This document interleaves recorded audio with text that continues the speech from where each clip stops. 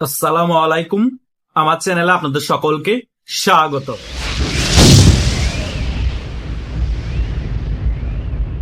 Sheikh Hasina Telegram বার্তায় বলেছে আগামীতে আরেকটি নির্বাচন হবে, আপনারা সকলে প্রস্তুত হন। এই বার্তাটি দেওয়ার পরপরই সারা বাংলাদেশে আওয়ামী লীগের গণজোয়ার তৈরি হয়। অলরেডি সারা বাংলাদেশের মধ্যে আওয়ামী লীগ রাজপথে নেমে বিক্ষোভ মিছিল শুরু করে দিয়েছে। হঠাৎ করে শেখ হাসিনা টেলিগ্রামে এই বার্তাটি কেন দিল? তার মানে বোঝাই যাচ্ছে ভারত থেকে গ্রিন সিগন্যাল পেয়েছে এবং বিশ্বের আরো যে সকল পরাশক্তি আছে তাদের কাছ থেকে clearly Sheikh Hasina green signal পেয়েছে যে এই রেজিম বেশি দিন থাকছে না, কারণ বাংলাদেশের মধ্যে গণতন্ত্র নেই এবং বাংলাদেশ আওয়ামী লীগের মতো রাজনৈতিক দলকে কার্যক্রম নিষিদ্ধ করে রেখেছে এবং নির্বাচনও অংশগ্রহণ করতে দেয়নি। সেই কারণে আপনারা দেখতে পাবেন যে সারা বাংলাদেশের মধ্যে আওয়ামী লীগের নেতাকর্মীরা উজ্জীবিত হয়ে গিয়েছে, তারা রাজপথে নামছে, রাজপথ চাঙ্গা করছে।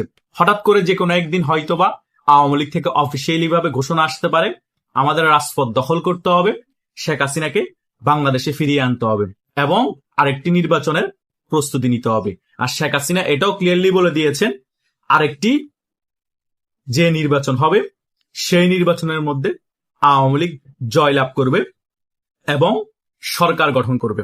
একদম 100% সঠিক কথা বলেছে, কারণ বাংলাদেশের এখন 60 থেকে 70% মানুষ আওয়ামী লীগের পক্ষে কথা বলছে এবং তারাও চাচ্ছে বাংলাদেশ আওয়ামী লীগ বাংলাদেশের রাজনীতিতে ফিরে আসুক এবং শেখ হাসিনাও ফিরে আসুক এবং বাংলাদেশ আওয়ামী লীগ আবার ক্ষমতায় বসুক। তাই আগামীতে যে নির্বাচন হবে সেই নির্বাচন যদি ফ্রি অ্যান্ড ফেয়ার নির্বাচন হয়, কোনো কিছু করা লাগবে না। আওয়ামী লীগের এমপিরা নাকে তেল দিয়ে ঘুমালেও অনেক জায়গায় এমপি হয়ে যাবে এবং 200 আসনের উপরে পেয়ে বাংলাদেশ আওয়ামী লীগ আবার বাংলাদেশে সরকার গঠন করবে।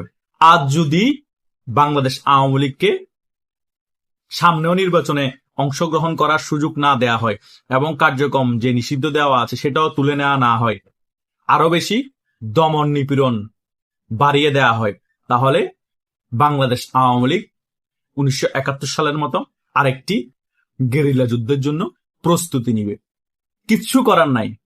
নিজের অস্তিত্ব টিকিয়ে রাখার জন্য, নিজের যদি বেঁচে থাকতে হয়, নিজের ফ্যামিলিকে যদি বাঁচিয়ে রাখতে হয়, বাংলাদেশে যদি বুক ফুলিয়ে চলতে হয়, আরেকটি গেরিলা যুদ্ধের প্রস্তুতি তখন নিতে হবে, যদি কোনোভাবে আওয়ামী লীগকে স্পেস দেওয়া না হয়। আর তখন সম্পূর্ণরূপে আওয়ামী লীগকে সমর্থন করবে ভারত। পৃথিবীর মধ্যে বিভিন্ন দেশের মধ্যে গৃহযুদ্ধ কেন হয়? এই সকল বিষয়ের কারণে হয়। যে দেশে বিএনপির মতো রাজনৈতিক দল থাকে, এত বড় একটি রাজনৈতিক দল আওয়ামী লীগকে কার্যক্রম নিষিদ্ধ করে ফেলে সংসদে বিল পাস করিয়ে এবং বাংলাদেশে 50 থেকে 60% মানুষকে একেবারে কোণঠাসা করে জেল জুলুম দেওয়া হয়, সে দেশে তো এরকম গেরিলা যুদ্ধ হবে, এরকম গৃহযুদ্ধ হবে, তাই নয় কি? সো আওয়ামী লীগের কাছে এখন অপশন অনেকগুলা খোলা। সো শেষ অপশন হচ্ছে যদি একেবারে দেওয়ালে পিঠ থেকে যায়, এসপার না হয় ওসপার, গেরিলা যুদ্ধের মাধ্যমে বাংলাদেশের রাজনীতিতে আবার ফিরে আসতে হবে এবং বাংলাদেশে আবার ক্ষমতার মসনদে বসতে হবে আওয়ামী লীগকে। তা না হলে বাংলাদেশের মানুষ কোনোভাবেই এই জামাত এবং বিএনপি জোট সরকারের হাত থেকে নিস্তার পাবে না। এই বিএনপি এবং জামাত জোট চাচ্ছে বাংলাদেশ আওয়ামী লীগকে এভাবে করে কোণঠাসা করে রাখতে, দমন নিপীড়ন চালাতে এবং বাংলাদেশ আওয়ামী লীগের কার্যক্রমের উপর যে নিষেধাজ্ঞা আছে সেটা না তুলতে। এভাবে করে তো একটা দেশ চলতে পারে না। 30 থেকে 40% মানুষকে নিয়ে আপনি দেশ পরিচালনা করবেন, কিন্তু ট্যাক্স নিবেন সকল মানুষ থেকে। এটা কি হয়? বাংলাদেশ আওয়ামী লীগের নেতাকর্মীরা, বাংলাদেশ আওয়ামী লীগের সাধারণ সমর্থকরা কি এই সরকারকে ট্যাক্স দিচ্ছে না? এই সরকারকে ট্যাক্স দিচ্ছে, সকল কিছুই এই সরকারকে সাহায্য সহযোগিতা করছে, কিন্তু এই সরকার কি করছে? 30 থেকে 40% মানুষকে সরকারি সুযোগ সুবিধা দিচ্ছে, কিন্তু আর 60 থেকে 70% মানুষ যারা মুক্তিযুদ্ধের পক্ষের শক্তি তাদেরকে কোণঠাসা করে রাখছে। তাদের মত প্রকাশের অধিকার নাই, তারা কথা বলতে পারছে না, তারা জয় বাংলা স্লোগান দিলে তাদেরকে গ্রেপ্তার করা হচ্ছে। চট্টগ্রামের মধ্যে ইঞ্জিনিয়ার মোশাররফের জানাজা শেষে যখন জয় বাংলা স্লোগানে রাজপথ প্রকম্পিত হয়েছে, সেখান থেকে 19 জনকে গ্রেপ্তার করা হয়েছে। কেন? জয় বাংলা স্লোগান কি কোনো গালি? জয় বাংলা স্লোগান দেওয়া কি কোনো পাপ? জয় বাংলা তো জিয়া রহমানেরও স্লোগান ছিল, যিনি এই বিএনপি প্রতিষ্ঠা করেছেন। বিএনপির মধ্যে 70 থেকে 80% নেতাই জয় বাংলা স্লোগান দিয়ে মুক্তিযুদ্ধে অংশগ্রহণ করেছেন। করে নাই? করেছে তো। এখন তারাও এমপি পদে আছে, অনেকে মন্ত্রী পদে আছে, ভয়ে তারাও এই সকল কথা বলতে পারছে না, প্রতিবাদ করতে পারছে না। যদি তারা মাইন্ড করে, এখন তারা তারেক জিয়াকে অক্সফোর্ডের ছাত্র বানিয়ে দিচ্ছে, ঢাকা বিশ্ববিদ্যালয়ের ট্যালেন্টেড ছাত্র বানিয়ে দিচ্ছে। অনেকেই তো আইনস্টাইন নিউটনের থেকে বড় বিজ্ঞানী বানিয়ে দিচ্ছে পলিটিক্যাল সায়েন্সের মধ্যে তাকে। আমরা এই সকল বিষয় দেখতে পাচ্ছি তো। এভাবে টেনে টুনে অনেককে বড় করে কোনো লাভ নাই। কথা বুঝতে পেরেছেন? যারা এখনো বিএনপির মধ্যে মুক্তিযোদ্ধা আছেন, তারেক জিয়াকে ভয়ে অনেক কথা বলতে পারছে না। ভাই, বেশি দিন বেঁচে থাকবেন না। এক ঠ্যাং আপনাদের কবরে চলে গিয়েছে।